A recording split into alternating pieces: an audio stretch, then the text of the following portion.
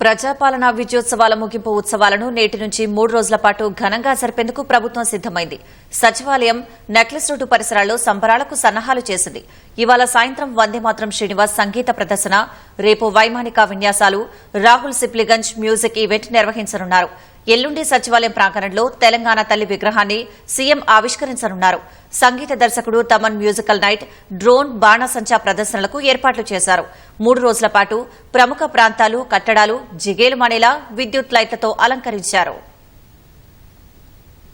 ప్రజాపాలన విజయోత్సవాల ముగింపు ఘనంగా జరిపేందుకు ప్రభుత్వం సర్వం సిద్దం చేసింది. నవంబర్ 14 నుంచి ప్రారంభోత్సవాలు, శంకుస్థాపనలు, ప్రగతి నివేదికల రూపంలో ఉత్సవాలు నిర్వహిస్తున్న ప్రభుత్వం ఇవాళ్టి నుంచి 3 రోజుల పాటు ముగింపు సంబరాలకు ఏర్పాట్లు చేసింది. సచివాలయం, నెక్లెస్ రోడ్లో పండుగ వాతావరణం తలపించేలా ఏర్పాట్లు చేస్తున్నారు. 3 రోజుల పాటు ఫుడ్, హ్యాండీక్రాఫ్ట్స్ స్టాళ్లు ప్రజలకు అందుబాటులోకి రానున్నాయి. రోజు సాయంత్రం సంగీత, సాంస్కృతిక కార్యక్రమాలు జరగనున్నాయి. రాజీవ్ గాంధీ విగ్రహం, NTR stadium, foot over bridge వద్ద సాంస్కృతిక ప్రదర్శనలు నిర్వహించనున్నారు. నృత్యాలు, గీతాలు, కీర్తనలు, స్కిట్లు, మిమిక్రీ, మ్యాజిక్ షోలు ఉంటాయి. ఇవాళ రాత్రి హెచ్ఎండిఏ గ్రౌండ్స్ లో వందేమాతరం శ్రీనివాస్ సంగీత కచేరీ జరగనుంది. రేపు మధ్యాహ్నం హుస్సేన్ సాగర్ పరిసరాల్లో వైమానిక విన్యాసాలుంటాయి. ఇప్పటికే వాయుసేన రిహార్సల్స్ నిర్వహించింది. రేపు రాత్రి రాహుల్ సిప్లిగంజ్ మ్యూజికల్ ఈవెంట్ జరగనుంది.